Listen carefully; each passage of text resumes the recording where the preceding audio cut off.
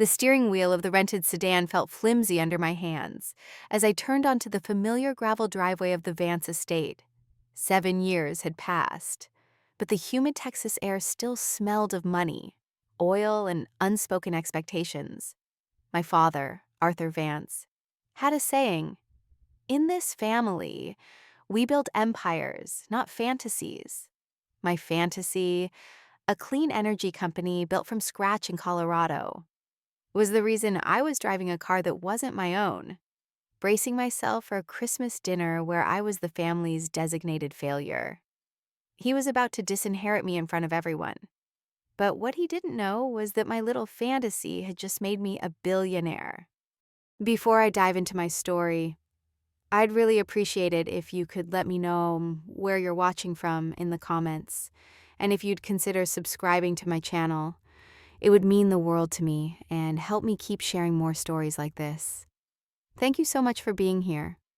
My name is Clara Vance, and at 38 years old, I had built an empire hewn from sunlight, wind, and molecular bonds, a world away from the oil-soaked earth of my family's kingdom.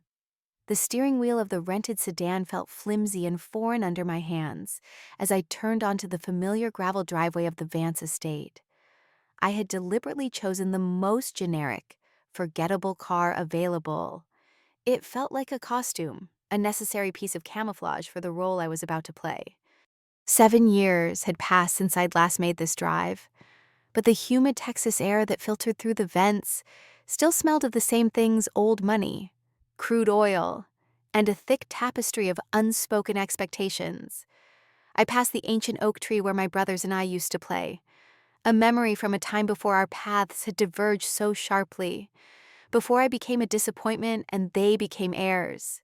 My father, Arthur Vance, had a saying he repeated like a mantra throughout my childhood: "In this family, we build empires, not fantasies."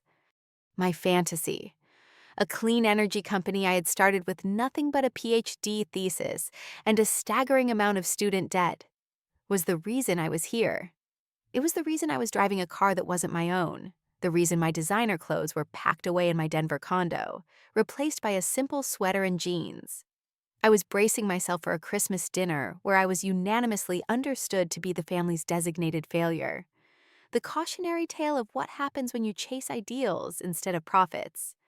The main house loomed at the end of the drive, a sprawling monument of brick and white columns that was meant to look like storied old money, but felt more like a fortress against the changing world. Parked directly in front of the grand entrance, almost blocking it, was my older brother Rick's new pickup truck. It was an obscenely large chrome-laden vehicle, polished to a mirror shine, with a custom license plate that read Vance NRG. It was a perfect, unsubtle symbol of the world I had fled, a world that measured a person's worth in barrels and pipelines. I took a final steadying breath, killed the engine, and prepared to put on the mask I reserved for these occasions.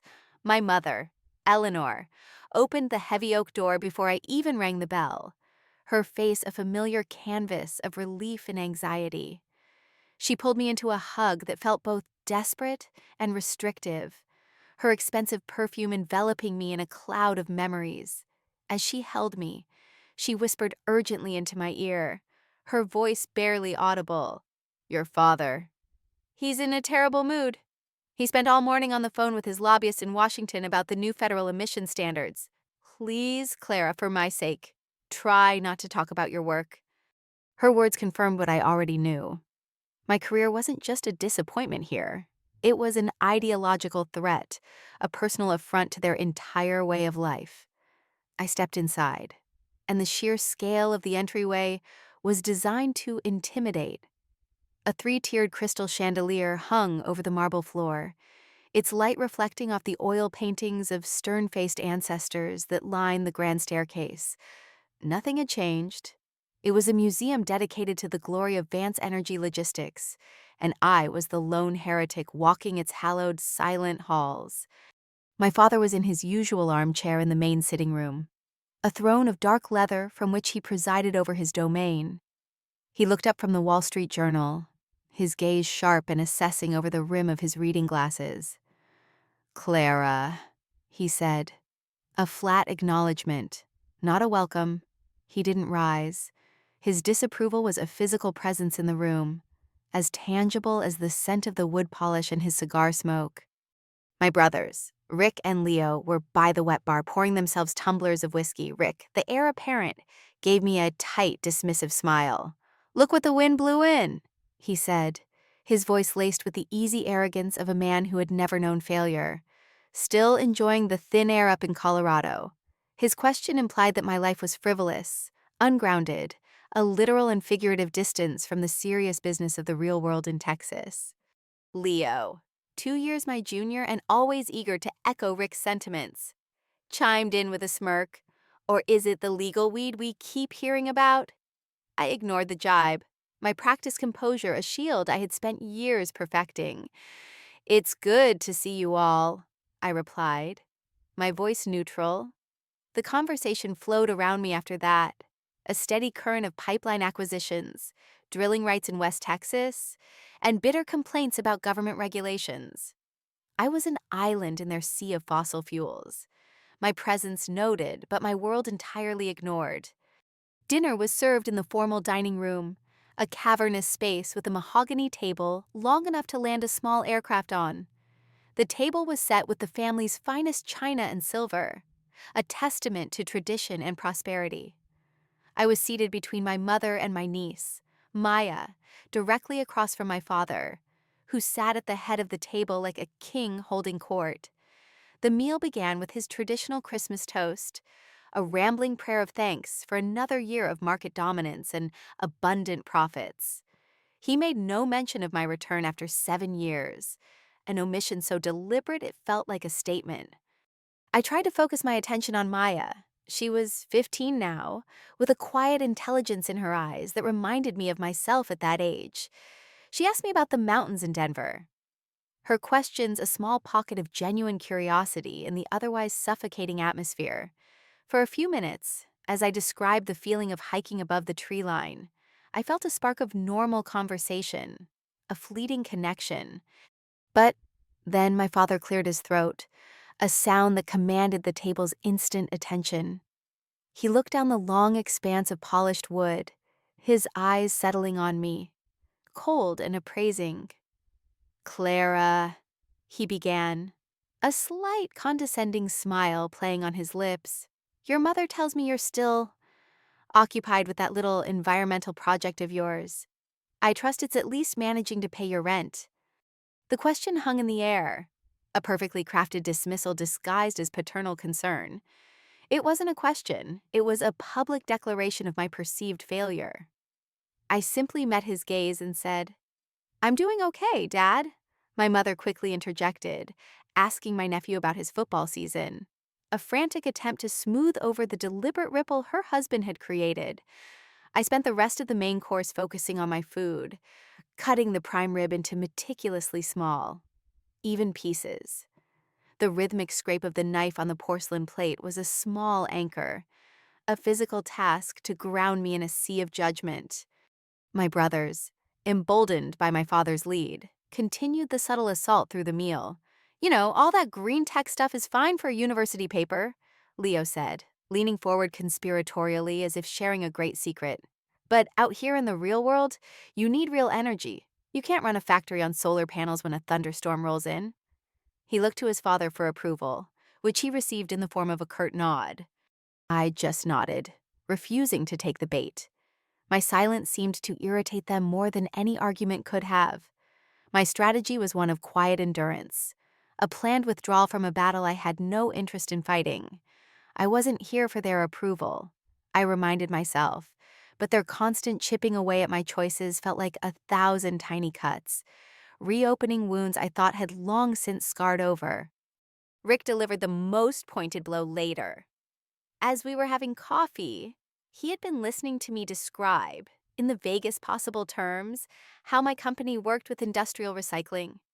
He leaned back in his chair, swirling his brandy, the picture of self-satisfaction. "Listen, sis, it's a cute effort. It really is," he said, his voice dripping with the kind of condescension only an older brother can perfect. But when you're ready to get serious and play with real numbers, let me know. I can find a spot for you in the Vance Energy Marketing Department. He paused, letting his magnanimous offer sink in. You could head up our corporate social responsibility division. You'd be good at making our oil business look pretty. The offer was a profound insult wrapped in the guise of familial generosity. He wasn't offering me a job. He was offering me a cage, a way to use my hobby to serve his empire. I looked at him, at the absolute certainty on his face that he was doing me a great favor. And I felt a strange, cold detachment. It was like watching a play where I already knew all the lines. I gave him a non-committal smile and said, I'll keep that in mind. Rick, after the dessert plates were cleared, my father tapped his water glass with a spoon, the familiar signal for a formal announcement. The low hum of conversation immediately ceased. He stood, his posture ramrod straight, every inch the patriarch ready to issue a decree. As you all know, he began, his voice echoing slightly in the high-ceilinged room, your mother and I have been working closely with our attorneys to finalize the family's succession plan.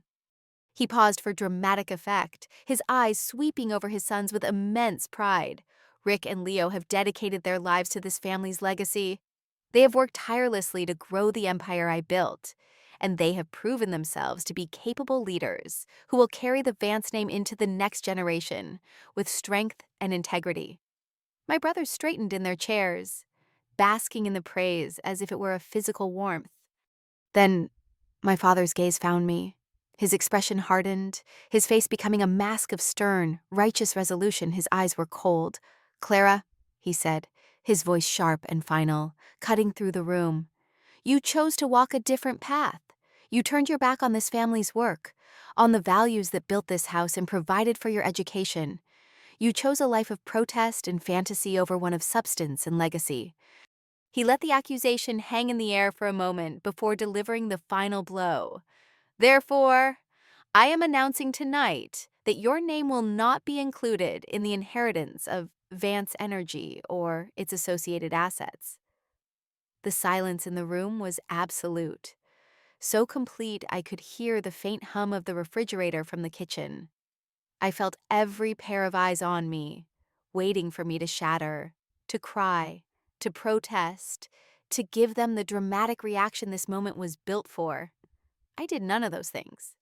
I simply held his gaze and gave a small, deliberate nod. But just as the tension in the room reached its breaking point, a different sound cut through the silence. The large television in the adjoining living room, which had been playing the Bloomberg channel on low volume, suddenly switched to a breaking news segment. A dramatic musical score blared, and a serious-looking anchor appeared on screen. Her voice was crisp and urgent.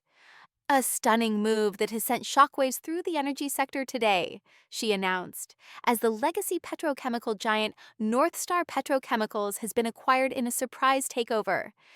The anchor continued, her image now superimposed over graphics of stock tickers and company logos. The deal, valued at an astonishing $2.8 billion, was orchestrated by the clean technology firm Aura Innovations, a company that has been a disruptive force in the materials science space.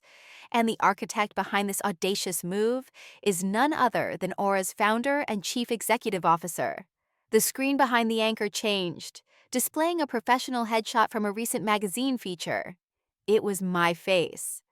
My niece, Maya, who had been glancing towards the television, gasped loudly. She pointed a trembling finger at the screen, and her voice, filled with a mixture of shock and disbelief, pierced the suffocating silence. Aunt Clara, that's you? The room erupted. My mother made a small, strangled sound, her hand flying to her mouth. Rick and Leo stared at the screen, then at me, their faces a comical tableau of shock and confusion. My father stood frozen at the head of the table, his mouth slightly agape, the pronouncement of my disinheritance still hanging in the air like poison. The television anchor was still talking, her words now a surreal voiceover to the implosion of my family's reality. a visionary entrepreneur who has quietly built Aura Innovations into a powerhouse of sustainable materials science, challenging the dominance of traditional energy sectors. "What is this?" Rick stammered, finally finding his voice. His face had gone pale. "This has to be some kind of mistake, some other Clara Vance." Leo was just shaking his head, speechless, looking back and forth between me and the television as if trying to solve an impossible equation. All eyes were on me. But this time, the gazes were not filled with pity or condescension. They were filled with utter, shattering bewilderment. I took a slow sip of water, the cool liquid a welcome sensation in my suddenly dry throat. I looked at my family, at the crumbling edifice of their certainty, and I felt nothing but a profound, quiet calm. "It's not a mistake," I said, my voice even and clear. The room fell silent again, waiting for me to explain, to gloat, to do something that fit into a narrative they could understand. But I offered them nothing more. The truth was on the television screen for all of them to see, and an objective, external validation that dwarfed any judgment they could ever pass on me. My father finally seemed to regain some semblance of his composure. Though his face was ashen, he sank back into his chair, looking smaller and older than I had ever seen him. $2.8 billion, he whispered, the words barely audible, directed at no one in particular. It wasn't a question, but an expression of pure disbelief. The chaos that followed was predictable. Questions flew at me from all directions. My mother kept repeating, "Why didn't you tell us, Clara? Why Rick ever the businessman?" Immediately shifted from disbelief to frantic calculation, his mind already racing to comprehend the strategic implications of having a billionaire sister. Leo just looked lost, his usual sarcastic armor completely gone. I stood up from the table. "I have to leave." I announced calmly into the fray. "I have an early conference call with our new board members in Asia." My father stood as well, moving to block my path as I headed for the entryway. "Clara, wait," he said, his voice strained, desperate. We need to talk." For the first time in my life, I saw uncertainty and a flicker of fear in his eyes. He looked like a man whose entire map of the world had just been set on fire. I looked at him, this powerful man who had just tried to erase me from his legacy, and I felt a strange sense of clarity, the hold he had on me, the lifelong quest for a crumb of his approval, was gone. "No, Dad," I said, my voice gentle but firm as steel. "We don't." There was nothing left to say. My entire life, I had craved a conversation where he finally saw me for who I was. But now that the moment was here, I realized I no longer needed it. My worth had never been in his hands to give or take away. I had built it myself, in laboratories and boardrooms hundreds of miles from this house. Before walking out, I stopped, but I didn't turn back to my father. I walked over to where Maya was still sitting, her eyes wide with a million questions and a dawning sense of awe. I pulled a simple business card from my purse and handed it to her. It had my name, my title, founder and chief executive officer, and my direct contact information. "That's my personal email," I told her quietly, making sure no one else could hear. "When you're ready to talk about internship programs for young women in STEM, you write to me.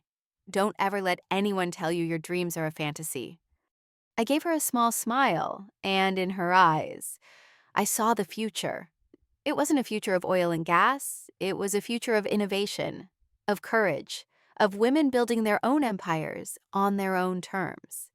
Then, I turned and walked out of the dining room, through the grand marble entryway, and out the heavy oak door into the cool Texas night. I didn't look back. I left behind a family, grappling with a truth they couldn't comprehend, leaving them to the silence and the flickering images on the television screen. As I started the engine of the rented sedan, I felt not anger or triumph, but a quiet, profound sense of liberation. I was finally, completely free.